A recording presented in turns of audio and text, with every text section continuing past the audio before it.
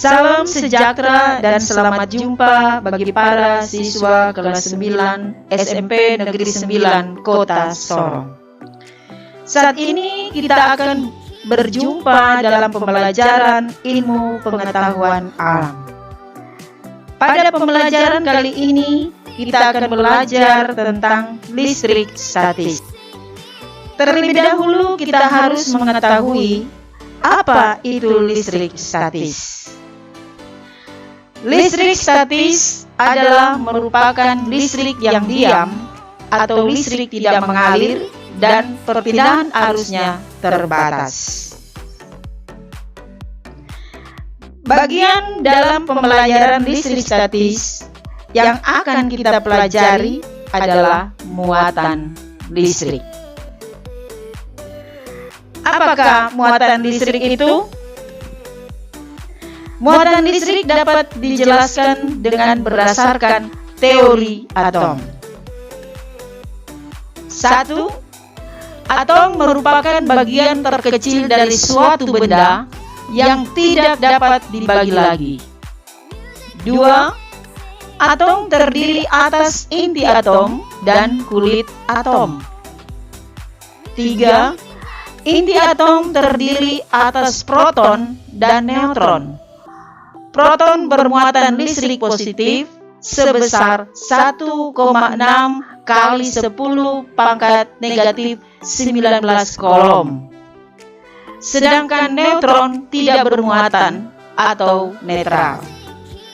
4. Kulit atom terdiri atas elektron yang bergerak mengelilingi inti atom.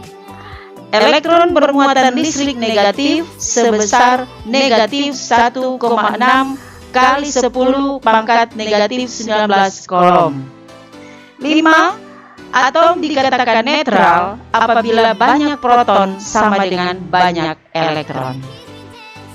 Untuk itu, marilah kita perhatikan gambar atom berikut ini. Di dalam inti atom terdapat proton bermuatan positif dan neutron tidak bermuatan atau netral. Kemudian pada kulit atom terdapat elektron bermuatan negatif yang bergerak mengelilingi inti atom adalah elektron. Elektron bergerak bebas, dapat meninggalkan atomnya, sehingga suatu benda netral dapat menjadi bermuatan listrik positif atau negatif. Jadi, dengan teori atom dapat kita simpulkan bahwa muatan listrik ada dua jenis, yaitu muatan listrik positif dan muatan listrik negatif. Selanjutnya, bagaimana menghasilkan benda bermuatan listrik? Pertama, kita perhatikan pada benda bermuatan negatif. Ini terjadi pada mistar plastik dengan kain wol. Misalnya, mistar plastik mula-mula netral, setelah digosok dengan kain wol, mistar plastik menjadi bermuatan negatif sebab elektron-elektron pada kain wol berpindah ke mistar plastik. Maka pada mistar plastik akan terjadi kelebihan elektron sehingga mistar plastik menjadi bermuatan negatif. Yang kedua, perhatikan pada benda bermuatan positif. Ini terjadi pada batang kaca dengan kain sutra. Misalnya, batang kaca mula-mula netral. Setelah digosok dengan kain sutra, batang kaca menjadi bermuatan positif. Sebab elektron-elektron pada batang kaca berpindah pada kain sutra. Maka pada batang kaca akan terjadi kekurangan elektron, sehingga batang kaca menjadi bermuatan positif.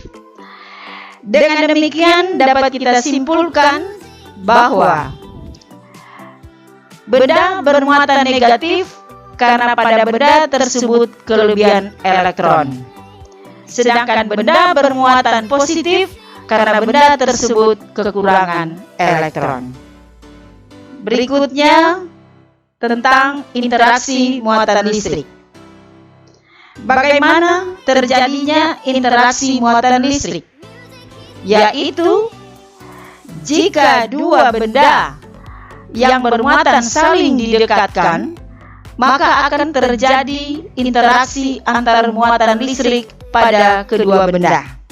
Sebagai contoh, dua buah batang kaca yang bermuatan positif kemudian didekatkan, maka keduanya akan saling menjauh atau terjadi tolak-menolak. Mengapa? Karena kedua batang kaca tersebut bermuatan sama atau sejenis. Kemudian, bagaimana apabila dua buah benda dengan muatan yang berbeda, seperti pada mistar plastik bermuatan negatif dan batang kaca bermuatan positif? Setelah dua benda tersebut didekatkan, keduanya akan saling mendekat atau terjadi tarik-menarik. Mengapa? Karena mistar plastik dan batang kaca bermuatan tidak sama atau tidak sejenis. Maka dapat kita simpulkan bahwa jika muatan-muatan listrik sejenis didekatkan, akan terjadi tolak-menolak. Jika muatan-muatan listrik tidak sejenis, akan terjadi tarik-menarik. Demikianlah pembelajaran kita kali ini. Nanti kita jumpa kembali belajar tentang hukum Coulomb. Selamat belajar, sukses selalu.